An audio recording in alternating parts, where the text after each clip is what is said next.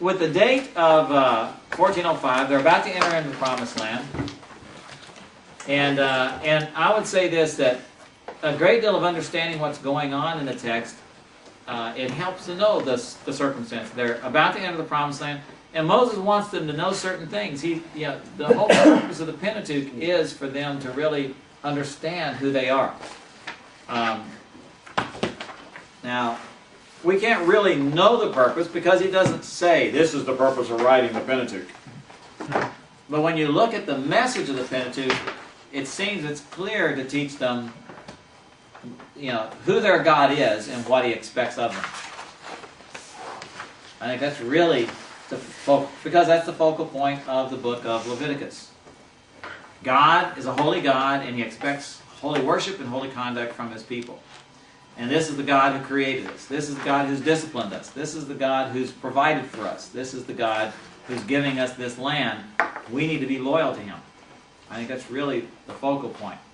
Now, let's talk about the theology. Should Genesis be viewed as history, biography, or, as our liberal scholars say, religious myth? How should we view a book like Genesis?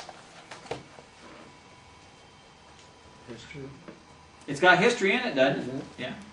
It's got some biographies in it. Probably more theology. Yeah. I would say it's this. It's theology through the lens of history. Everything in it is historically true, but it was not written just to be a history book. I think that a very important thing to understand is that it's really written from a theological perspective to communicate to us truths about God through the medium of the things that God did in history. It is divine history. As I say, history is his story. Well, that's very true here. It's what happened from God's perspective.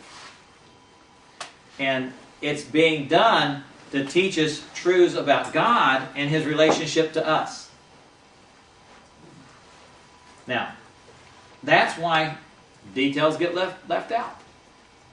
But that's also why certain details get left in. Because the divine author wants us to know certain truths.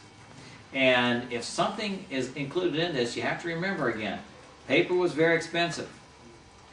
Are you doing it on papyrus, most likely? They hadn't invented vellum yet. They don't have sheepskin for scrolls. All they got is papyrus, and papyrus was very, very expensive and hard to come by. So if it has enough importance to be written down, it's very important. Even the genealogies are that important. And even the things that seem to be repeated, some genealogies they repeat, or some things they repeat, because the repetition was important to get the message across. And then we can ask the question: is Genesis a book in and of itself, or is it chapter 1 of a 5-chapter book? And I think it's a part of a 5-chapter book. I think the whole Pentateuch is one work. And the reason it's divided into 5 books